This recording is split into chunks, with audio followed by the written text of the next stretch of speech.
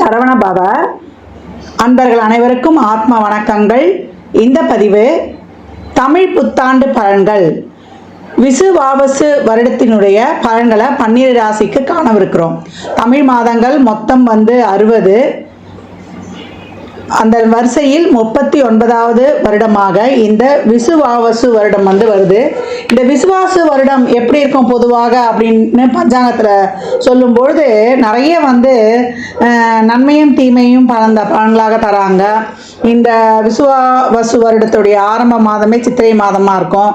கோடை மழை நன்கு பொழியும். காய்கறிகள்லாம் நல்லா விளைஞ்சாலுமே விலைவாசி ஏறும்னு சொல்கிறாங்க. தங்கம் வெள்ளி விலைகள் மேலும் ஏறும். பங்கு வர்த்த விலைகள் கட்டுக்குள் இருக்கும். விவசாயம் செழிக்கும் அப்படின்னு சொல்லிட்டாங்க. இந்த வருடம் விரயம் கம்மியாக இருக்குது. அதனால் எல்லாருக்கிட்டேயும் சேமிப்புகள் அதிகமாகும். இவ்வருடத்தில் மருத்துவ செலவுகள் அதிகமாகும். ஏன்னா அனாரோக்கியத்தோட அளவு ஜாஸ்தியாக இருக்குது. ஆரோக்கியத்தை கொஞ்சம் கம்மியாக இருக்கிறதுனால எப்போவுமே சனிலாம் மீனத்துக்கு வரும்பொழுது உடல் ஆரோக்கியத்தில் டைஜஷன் பிரச்சனை, முழங்கால் மூட்டு வலி, ஏற்கனவே சொன்ன மாதிரி செரிமான கோளாறு, இதெல்லாம் ரொம்ப கவனமாக இருக்கணும். உணவில் நிறைய நல்லெண்ணெய் எடுத்துக்கொள்வது, உடலில் எதிர்ப்பு சக்தியை கூட்டிக் கொள்வது, கழிவு முதல்ல வெளியே போகுதா அப்படின்றத ஃபஸ்ட்டு பார்த்துடணும். அதே போல் கொள்ளு, நான் சொன்ன மாதிரி நல்லெண்ணெய்லாம் சமையலில் சேர்த்துக்குவது, இயற்கை காய்கறி உணவுகளை அதிகம் சாப்பிடுவது, புரோட்டீன் நார்ச்சத்து உள்ள உணவுகளை எடுத்துக்கொள்வது, இதெல்லாம் ரொம்ப சிறப்பாக இருக்கும் அப்படின்னு சொல்லலாம். தண்ணி நிறைய குடிக்கணும். ஒரு நாளைக்கு 3 லிட்டர் தண்ணி குடிக்கிறது ரொம்ப சிறப்பாக இருக்கும். இதெல்லாம் பொதுவான விஷயங்கள். இந்த வருடப்பிறப்பின் ஆரம்பத்தில் என்ன மாதிரியான கிரகங்கள் இருக்குதுன்னு அப்படின்னு நம்ம பார்க்க இருக்கிறோம். நமக்கு மேஷத்தில் சூரிய பகவான், ரிஷபத்தில் குரு பகவான், கடகத்தில் செவ்வாய் பகவானும், கன்னியில் கேது பகவானும், புதன் சனி சுக்கிரன் ராகு இவங்கெல்லாம் மீனத்தில் உதயமாகறாங்க.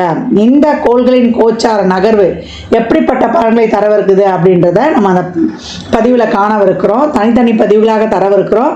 அன்பர்கள் இது சொல்லியிருக்கின்ற எளிமையான வழிபாட்டு முறைகளையும் வாழ்வியல் பரிகாரங்களையும் பின்பற்றி இந்த ஒரு வருடத்தை மிக சிறப்பாக கடந்து வந்திடலாம்.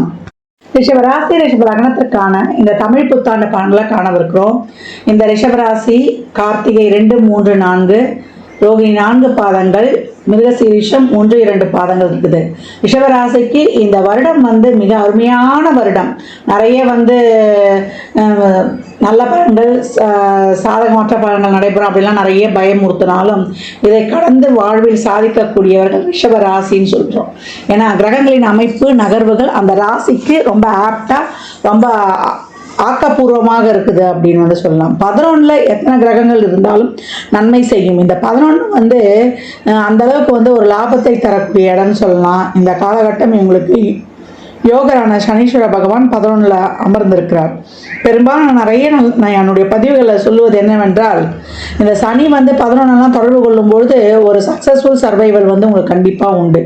நல்லா வாழ்ந்துட்டேன், மனநிறைவாக வாழ்ந்துட்டேன் அப்படின்னு சொல்லக்கூடியது. ஏன்னா சனினாலே name, fame, wealth, authority, successful survival அதையும் சொல்லக்கூடியது. கண்ணை மூடி கண்ணை திறக்கணும்னா சனி ரொம்ப சிறப்பாக இருக்கணும் அப்படின்னு சொல்லிடலாம். இந்த காலகட்டம் அந்த மாதிரி சனி உங்களுக்கு ரொம்ப அருமையாக அமர்ந்திருக்கு. ராசியே பார்க்குறாரு. அப்போ எப்பேற்பட்ட பேர்ப்புகள் அங்கீகாரம், நான் வாழ்க்கையில் முன்னுக்கு வரணும் அப்படின்னு சொல்கிறக்கூடிய ஆளுன்னா இந்த காலகட்டம் மிக பெரிய சாதனைகளை செய்ய போகிறீங்க அப்படின்னு சொல்லலாம். உழைப்பு மட்டம் தளராமல் ஊக்கமுடன் போடும்பொழுது மிகப்பெரிய அசாதாரண வெற்றியை பெற்றுடுவீங்க. இந்த காலகட்டம் நிறைய பணம் வரும். ஏன்னா குரு நல்ல ஸ்தான பலத்தோடு உங்களுக்கு அமர்ந்திருக்கிறார். 2ல் உட்காரும்போது சிலரை பணமாக அன்னாட செலவுக்கே ரொம்ப கஷ்டப்பட்டோமா, காசு கிடைக்குமான்னு இந்த பாக்கெட்டை தடவி பார்ப்பேன். இப்போ கட்டு பணத்துக்கு சொந்தக்காரர் ஆகிடுவீங்க. குரு பொறுத்த வரைக்கும் கட்டுப்பட முடியும். நேற்று வரைக்கும் பார்த்தங்க, அவன் இந்த ஒரு சைக்கிளுக்கு வாடகை கூட கொடுக்க முடியலங்க. இன்றைக்கி பார்த்தா ஆடிக்காரில் பெரிய அம்பானி மாதிரி இறங்குறான்னு சொல்லக்கூடிய ஒரு மிகப்பெரிய ஒரு சூழல்லாம், திடீர் அதிர்ஷ்டம் யோகம்லாம் உங்களுக்கு கிடைக்கும். யோக கிரகம் இப்போ ராகுவோட கூட்டணி வைத்திருக்குது. அப்போ எப்படி இருக்குன்னு பாருங்கள். அந்த லாட்ரி, இந்த ஷேர் மார்க்கெட்டு, இதெல்லாம் இந்த ஒரு அதிர்ஷ்டத்தை சார்ந்த தொழில் இருக்கிறவங்க, ஒரு அறிவுபூர்வமாக ஒரு தொழில் இருக்கிறவங்களுக்குலாம் ரொம்ப ஒரு கெயின் ஜாஸ்தியாக இருக்கும் அப்படின்னு சொல்லலாம். சொல்லலாம். நல்லா இது வரைக்கும் திருமணம் ஆகாதவர்களுக்கு திருமணம், நல்லா வந்து ஒரு பொன் பொருள் சேர்க்கை, உங்களுடைய சொல்வாக்கு செல்வாக்கு பெருகுவது, நல்லா வந்து ஒரு தொழில் என்னால் முடியும் அப்படின்னு சொல்லிட்டு நீங்கள் ஒரு சாதனைகளை செய்யக்கூடியது, உங்கள் தனித்திறமை வெளிப்படக்கூடிய இடம் சொல்லிடலாம். இது வரைக்கும் உடலில் வந்து ஒரு ஆரோக்கிய குறைபாடுகள்லாம் இருக்குது அப்படின்னா அதுக்கு ஒரு நல்ல ட்ரீட்மெண்ட் கிடைக்கும். தசாபுத்திலாம் சிறப்பு என்னன்னா ஆரோக்கிய குறைபாடையும் கொஞ்சம் பார்த்துக்கணும். ஒரு டைஜஷன் சார்ந்த பிரச்சனை இருக்கும், அதே போல் நம்மளுக்கு ஒரு இருதய சம்மந்தப்பட்ட தொந்தரவு இதெல்லாம் பார்த்துக்கணும். ஒரு சிலருக்கு இஎன்டி சம்மந்தமான பிரச்சனைகளும் ஏற்படக்கூடிய வாய்ப்பு இருக்கும். அதனால் உடல் ஆரோக்கியமாகவும் ஆகும். ஒரு சிலருக்கு உடல் பாதிக்கும், ஆரோக்கியமாக இருக்குதுன்னு சொல்கிறீங்க, எனக்கு உடல் பாதிக்குதுன்னு கேட்கும்போது அந்த தசாபுத்திகள் சிறப்பாக இருக்காது. அதை மட்டும் பண்ணால் கொஞ்சம் கேர்ஃபுல்லாக ஹேண்டில் பண்ணலாம். ஏன்னா 8-11க்குரியவர் வந்து நம்ம 2ல் அமர்ந்து 8ஆம் இடத்தை பார்க்குறாரு, கூட சனியுடைய பார்வையும் அந்த இடத்துல இருக்குது. தீர்த்து குடிச்சிடும், தீர்வை கொடுக்கக்கூடியவர், நம்மளுக்கு இது வரைக்கும் இருந்த வலி வேதனைகளை நடக்காத விஷயங்களை நடத்தி கொடுக்கக்கூடியவர் நம்முடைய சுய ஜாதகத்தில் இருக்கும்போது அப்போ வந்து கொஞ்சம் உடம்புல கொஞ்சம் கேர் வச்சுக்கோங்க. ஏன்னா ஒரிஜினல் ஒரிஜினல் 12 விரயத்தில் வந்து இங்கே சனீஸ்வர பகவானுக்கும், அதனால டேக் கேர் அப்படின்னு வந்து கொஞ்சம் இங்கே ஸ்ட்ராங்காக வலியுறுத்தப்படுது அப்படின்னு வந்து சொல்லலாம். தொழில் நிறைய வந்து என்ன சொல்கிறீங்க, உங்களுக்கான ஒரு தொழிலில் இது வரைக்கும் பேர் புகழ் அங்கீகாரம் இல்லைன்றவங்களுக்கு நல்லா சிறப்பாக வந்து ஒரு பேர் புகழ்லாம் கிடைப்பது, நல்லா வந்து வருமானம். நான் ஏற்கனவே சொன்ன மாதிரி தான் உங்களுக்கு நல்ல ஒரு மீடியாவில் இருக்கிறவங்களுக்கும் சரி, இல்லை வந்து ஒரு அழகுத்துறையில் இருக்கிறவங்களுக்கும் சரி, இல்லை வாக்காள் தொழில் செய்கிறவங்களுக்கும் சரி, ரொம்ப அருமையான காலகட்டம் இந்த காலகட்டம் அப்படின்னு வந்து சொல்லலாம். ஒரு அந்நியர்லாம் திடீர்னு வந்து ஃப்ரெண்ட்ஸ் ஆவாங்க, வேற்று மொழி மதம் பேசுபவர்கள், அவர்களால் ஒரு ஆதாயம் கிடப்பதெல்லாம் ரொம்ப அருமையாக இருக்கும், அமேசிங்காக இருக்கும் அப்படின்னு வந்து சொல்லலாம். தெரியாக வந்து நிற்கக்கூடிய ஒரு அமைப்பெலாம் வந்து ரொம்ப அருமையாகவே இருக்குது ரிஷபத்துக்குலாம். அப்புறம் ரிஷபம் என்ன செய்யலாம், உழைப்பை ரொம்ப சுறுசுறுப்பாக ரொம்ப தீவிரமாக போடும்பொழுது உங்களுக்கு விடாமுயற்சி விஸ்வரூப வெற்றியாய் உங்களை அனைத்து வகையிலையுமே ரொம்ப நல்லா இருக்குன்னு சொல்லிட்டேன். ஜாக்பாட் பெறுபவர்கள், கோடீஸ்வர யோகம் பெற்றவர்கள் இந்த ரிஷபம் சொல்லுவாங்க. ஏன்னா அதற்கு ஏற்ற மாதிரி ராகு கிரக வைப்புகள் பாருங்க, ராகு 10ல், சனி 11ல், நம்மளுக்கு குரு 2ல், எவ்வளோ ஒரு அட்டகாசமான அமைப்பு. ஏதான பிரச்சனை கிச்சனை வந்தால் கூட குரு வாங்கி அதை வந்து ஸ்மாஷ் பண்ணி போட்டுருவாங்க டஸ்ட்பினில். அந்த மாதிரி வந்து ஒரு சிறப்பான ஒரு நகர்வுகள் ரிஷப ராசிக்கு. குழந்தை பாக்கியம், இது வரைக்கும் பெண்களுக்கு வந்து எனக்குன்னே நான் எதுவும் பண்ணிக்கல செய்யலை, எனக்கெல்லாம் ஒரு அங்கீகாரம்லாம் இல்லை அப்படின்னு அங்கலாயத்துக்கு சும்மா சின்னதாக ஒரு வீட்டில் சுயதொழில் மாதிரி பண்ணுவீங்க, ஒரு விளையாட்டுத்தனமாக நீங்கள் பண்ணுற ஒரு குக்கிங்கே, இல்லை நீங்கள் ஏதாவது ஒரு அழகு கலை மாதிரி பண்ணுவீங்க, நீங்கள் ஏதாவது ஒரு ஹெல்த் டிப்ஸ் மாதிரி ஏதாவது ஒன்று பண்ணுவீங்க, அது மிகப்பெரிய ஒரு பூமாக்கி உங்களை மிகப்பெரிய ஒரு லைம் லைட்டில் காட்டிடும். அப்புறம் மீடியா நீங்கள் நல்லா பேசப்படுவீங்க அப்படின்னு வந்து சொல்லியாச்சு. இந்த காலகட்டம் எதில் நம்ம பேசப்பட போகிறோம், மீடியா லைம் லைட்டில் வந்து தெரிய வருவீங்க. அதெல்லாம் உங்களுடைய செயல்பாடு தான். 10ஆம் இடம் வந்து செயல்பாடு. இப்போ உங்கள் செயல்பாடு எது வழியாக அந்த நீங்கள் புகழ் பெற போகிறீங்கன்னு பார்க்கணும். நல்ல விஷயமா இல்லை சாதகமற்ற விஷயமா.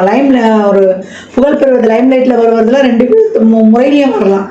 அப்போ நம்ம எதை கொண்டு தீர்மானிப்பது நம்மளுடைய செயல்பாடு. ரிஷபம் ரிஸ்க் எடுத்து வந்து வெற்றி பெறக்கூடிய காலமா அப்படின்னா ஈஸியாகவே வெற்றி பெறலாம். உங்கள் செயல்பாடுகள் திட்ட வடிவமைப்புகள் எல்லாம் சிறப்பாக இருக்கும். அயராது உழைப்பு கொஞ்சம் இங்கே கூட வரணும் அப்படின்னு வந்து சொல்லியாச்சு. ரொம்ப நானாகிறேன், ஏன்னா 11ஆம் இடத்துல இருந்தால் ராசியை பார்க்குறாரு.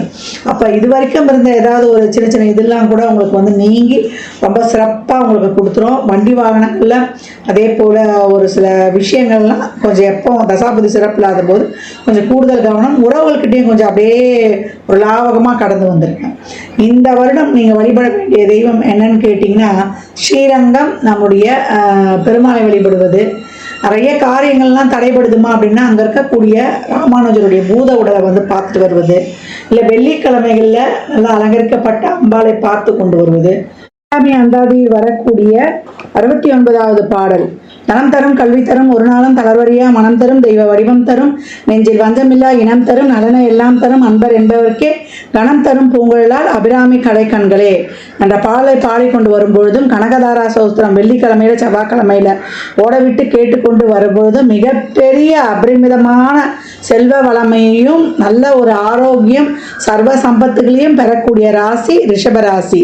இந்த பலன்கள்லாம் கோள்களின் கோச்சார நகரை வைத்து சொல்லப்பட்டிருக்கு. உங்க சுய ஜாதகத்துல இப்ப என்ன தசாபுதி நடக்குது, அது எதற்காக உங்களுக்கு ஊக்கப்படுத்துது, அது திருமணம் குழந்தை பாக்கியத்திற்கா இல்லை பொருளாதார முன்னேற்றத்திற்கா என்பதெல்லாம் உங்கள் சுய ஜாதகத்தை ஆய்வு செய்வதன் மூலம் மட்டுமே நாம் தெள்ள தெளிவாக அறிந்து கலந்து கொள்ள முடியும். ரிஷபராசி லக்னக்கார அன்பர்களுக்கு என் மனமார்ந்த வாழ்த்துக்களை தெரிவித்துக் கொள்கிறேன். புத்தாண்டுல 12 ராசிக்காரர்களும் ஒரு என்னமா பரிகாரம் பண்ணிக்கிறது அப்படின்னா, நல்லா இருக்கிறவங்களும் சரி, இல்லை ஒரு சாதகம் இல்லாமல் இருக்கிறவங்களும் சரி, நிறைய தான தர்மம் பண்ணுங்க. ஏன்னா சக்கரத்தின் ஒரிஜினல் விரயபாவம் ஓப்பன் ஆயிடுச்சு. அந்த விரயம் உடல் விரயம், பொருள் விரயம், உறவுகள் விரயம், உறுப்புக்கள் விரயம், அதே போல் ஒரு பார்ட்னர்ஷிப்பு, அதே போல் நம்மளுடைய ஒரு ரிலேஷன்ஷிப்பு, எல்லா விதமான கால விரயம், அதே போல் நேர விரயம், நம்ம உடம்புல இருக்கிற சக்தி எனர்ஜி ஃபுல்லாக ட்ரெயின் ஆக போகுது. அப்போ நம்ம எப்படி இந்த விரயத்தை கட்டுப்படுத்திக்கணும் அப்படின்னா, ஒரு நல்ல விஷயங்கள் மூலம் நம்மளை ஆக்டிவாக நம்மளுக்கு செய்கிறத விட நம்ம நிறைய உடல் உழைப்பையும் மூளை உழைப்பையும் போடும்பொழுதும் நம்மளை எவ்வளோக்கு எவ்வளோ நம்ம நல்ல எண்ணத்தோட, ஏன்னா சுக்கிரன் உச்சமாகக்கூடிய இடத்துல தான் சனி போயிருக்காரு. அப்போ 4 பேருக்கு ஒரு சேரிட்டி மூலியமாக உதவி பண்ணுறது, தான தர்மங்கள்லாம் உதவி பண்ணும்பொழுது நம்ம அன்றாட பட்ஜெட்டில் நம்ம வீட்டு செலவுகளுக்கு ஒதுக்குற மாதிரி ஒரு தொகையை தான தர்மத்திற்கு ஒரு குறிப்பிட்ட தொகையை நம்மளால் இயன்றது, சாமிக்கு தெரியும் எவ்வளோ தொகை நம்மளால முடியும், நம்ம ஒதுக்கி செய்யப்படுத்தும் போது அம்மா நிதிலாம் உதவி பண்ணுற மாதிரி இல்லை சொல்லன்றோம். உடல் உழைப்பை கொடுங்க. சமுதாயத்தில் இறங்கி துப்புரவு பணியாளர்களுக்கு உங்களால் இயன்ற உழைப்பை தாராளமாக கொடுங்க. தூய்மை காவலர்கள் அவங்களுக்கு ஒரு சாப்பாடு வாங்கி கொடுக்கலாம். உங்களுக்கு சனிக்கிழமையோ வியாழக்கிழமையோ ஞாயிற்றுக்கிழமையோ எப்போ முடியுதோ மதியம் 1 to 2, இல்லை அந்த நாளில் இப்போ ஒரு மாத பிறப்பில் ஒரு நாள், ஆரம்பத்தில் நாள், இப்போ சித்திரை மாதம் பிறப்புனா அந்த மாத பிறப்பில் ஒரு நாள், அந்த மாதிரி தான தர்ம காரியங்களை நம்ம மூளை ஃபிசிக்கலி, மென்டலி, எமோஷ்னலி, ஃபினான்ஷியலி, உடலாலும் நம்ம அறிவாலும் நம்ம ஒரு ஆதரவு, ஒரு ஆறுதல் சொல்கிறதுனாலும் ஒரு ஃபைனான்ஷியலாகவும் நம்ம சப்போர்ட் மற்றவங்களுக்கு கொடுக்கும்போது நம்மளுக்கு இறைவன் நிறைய ஒரு அனுகிரகம் பண்ணுவார். அந்த மாதிரி ஒரு விரயங்களை நம்மளுக்கு ஏற்படுத்த மாட்டார் அப்படின்னு சொல்லலாம். மகிழ்வித்து மகிழும் பொழுது, கிராட்டிடியூட் இஸ் ஆட்டிடியூட், ஒவ்வொரு இதுக்கும் நன்றி சொல்லும் பொழுது நம்ம வாழ்க்கை சிறப்பாக இருக்கும். அன்பு எங்கே குறையுது? நன்றி உணர்வும் ஒரு பிரச்சனை, ஒரு உறவு நம்மளுக்கு வரல போது நம்மளுக்கு எந்த இடத்துல வீக் ஆகுறோம், அன்பும் நம்மளுடைய நன்றி உணர்வும் குறையும் போது தான் ஒரு இடத்துல பிரச்சனை உருவாகுது. எனக்கு யாரும் சரியில்லைன்னு சொல்லக்கூடாது. நம்மளுக்கு பீப்புள் ஸ்கில் கிடையாது. அவங்களை பக்குவமாக கையாளக்கூடிய திறன் நம்மளுக்கு தான் இல்லை. அதனால் இந்த காலகட்டம் அனைவரையும் நேசிப்போம். நம்மளை மாதிரியே அடுத்த உயிரில் நேசிக்கும் பொழுது நம்மளை சுற்றி ஒரு சிறப்பான பாசிட்டிவ் ஆரா கடையமாக ஏற்பட்டு வாழ்நாளில் மிகப்பெரிய சாதனைகளையும் எந்த சூழலிலையும் எந்த காலத்திலையும் நம்ம பெறலாம். இந்த காலகட்டம் கோளறுப்பதிகம் தினமும் கேட்கணும். நவகிரகங்களை நண்பனாக்கி கொள்ள கந்தர் அலங்காரத்தில் இருக்கக்கூடிய 38வது பாடல், நாளென் செய்யும் வினைதான் செய்யும் என நாடி வந்த கோலென் செய்யும் கொடுங்கூற்றில் செய்யும் குமரேஸ்வரர் தாளும் சிலம்பும் சதங்கையும் தண்டையும் சண்முகம் தோளும் கடமும் எனக்கு முன்னே தோன்றினே என்று சொல்லக்கூடிய கந்தர் அலங்காரத்தில் வரக்கூடிய 38வது பாடலை தொடர்ந்து பாடு வரும்போது இந்த கிரக பயிற்சியும் எந்த கிரக பயிற்சி நடந்தாலும் 3 கிரக பயிற்சி இந்த வருடம் இருக்குது. என்ன அது? சனி பயிற்சி, குரு பயிற்சி, ராகு கேது பயிற்சி. இந்த பயிற்சிகள் எல்லாம் திறம்பட கலந்து நம்மளுடைய வாழ்வை ரொம்ப ஒரு வளமான வாழ்வாக மாற்றிக்கொள்ளலாம். எந்த குரு பயிற்சியும் கண்டு நம்ம அஞ்ச வேண்டியதே இல்லை. ஏன்னா முருகனுக்குள்ளே தான் 12 ராசிகள், 9 நவகிரகங்கள், 108 நட்சத்திர பாதங்கள், 12 ராசிகள் இதெல்லாம் அடக்கம். அப்போ நம்ம வள்ளல் நம்ம கூட இருக்கும்போது நமக்கு எதுக்கு பயப்படணும்? அவன் நம்ம கையை பிடித்து நம்மளை வழிநடத்தி செல்வான். மற்றும் ஒரு சிறப்பான பதிவில் சந்திக்கும் வரை தங்களிடமிருந்து விடைபெற்றுக் கொள்வது ஆதித்ய சொர்ணலட்சுமி. மிக்க நன்றிகள். வாழ்க வளமுடன். நற்பவி நற்செழி இறையருளால் அனைத்தும் நிறைவாகட்டும். ஜாதகம் பார்க்க விரும்பும் அன்பர்கள் இந்த எண்ணிக்கு ஒரு மெசேஜ் செய்யுங்க. தங்களுக்கான விவரங்கள் அளிக்கப்படும். அப்பாயின்மெண்ட் பெற்றுக்கொள்ளலாம். ஜாதகம் சிறந்த முறையில் பார்த்து கணித்து தரப்படும். வாஸ்து பார்த்து தரப்படும். வாஸ்துப்படி வீடு கட்ட பிளான்கள் போட்டு தரப்படும். சுமுகூர்த்த நாட்கள் குறித்து தரப்படும். உங்கள் இல்லங்களுக்கு விசேஷ நிகழ்ச்சிகளுக்கு சுமுகூர்த்தங்கள் குறித்து கொள்ளலாம். எண்ணியல் படி பெயர் வைத்து தரப்படும்.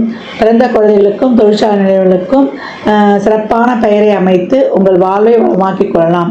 அவரவர் சேவைக்குண்டான கட்டணத்தை செலுத்தி சிறப்பான சேவைகளை பற்றி வாழ்வை வளமாக்கிக் கொள்வதற்கு இது ஒரு அற்புதமான வாய்ப்பு.